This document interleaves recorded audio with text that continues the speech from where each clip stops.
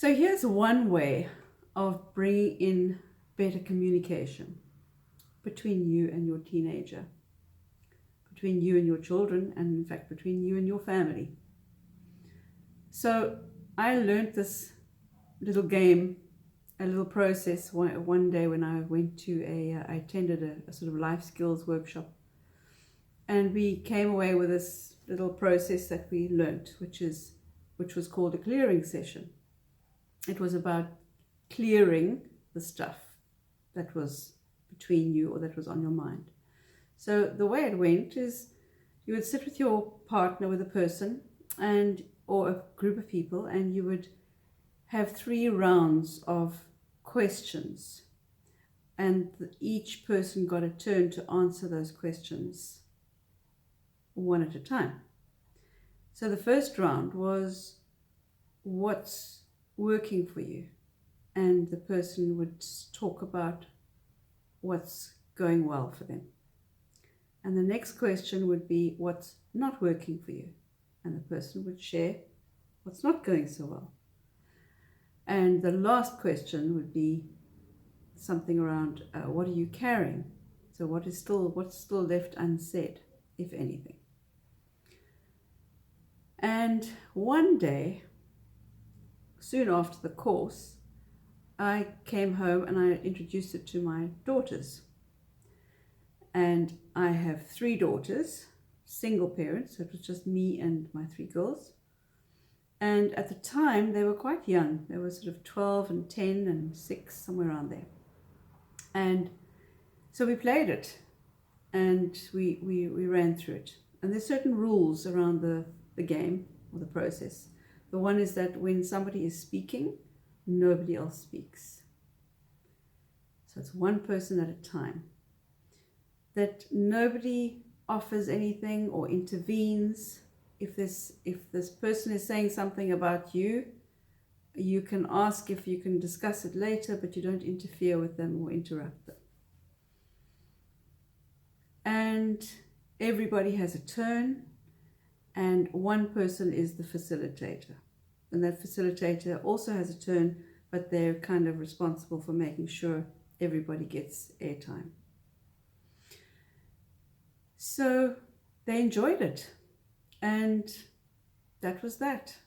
We all enjoyed it. In fact, it got us really talking, and it got them sharing and offloading what was going on in their day, what was not. I heard things that I hadn't heard before. You know, what's not working for you? Maybe my 10-year-old would say, well, one of her friends was ignoring her at school, and she did well in a test, and her teacher spoke to her and told her about something positive about her, or whatever it was. She felt bad in playing sport because she didn't score a goal, or whatever it is.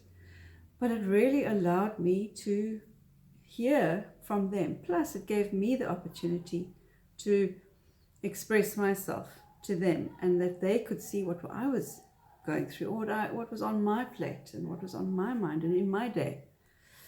The things that happened to me, which I normally wouldn't offload to my kids. But it was very, very, very useful. And a few days later, one of them, I can't remember who, but one of them said to me, "Mom, why don't we play the supper game?" And from that day forward, it became known as the supper game in our family. And yeah, we played it on and on over the years, up until, they were teenagers. In fact, some days we still talk about it, and we can still play it at times. And it's the most useful tool. It's just a beautiful way of connecting with your young children. And through the teenage years, you're still going to have a few sulks every now and then, little bit of pulling back and not really wanting to talk. But at least you've got a little process going, an activity or a game that's a safe place, where people can just do a little bit of expressing about what happened today, what's going well, what's not going so well in my life at the moment, and what am I carrying. In fact, My youngest daughter, who was 6, let's say at the time, her favorite little trick was she'd wait right till the end, and then she'd be carrying her knife and fork, and she'd wait for her turn, and she'd say, okay, ask me. And then we'd say, Emma, what are you carrying? And she'll say, my knife and fork. And everybody would have a little bit of a laugh. So yeah, I want you to try that. Give it a go. Try it out with your family. Have fun with it. Make it a safe place. Do not ever take anything that was said in that space outside of it in a different context. Don't ever bring it up with a friend in front of them. Don't ever talk about what they said. They need to know that it's a safe place, that they can share anything, absolutely anything, and it's just a place for sharing, nothing more than that. Good luck with it, and please put some comments down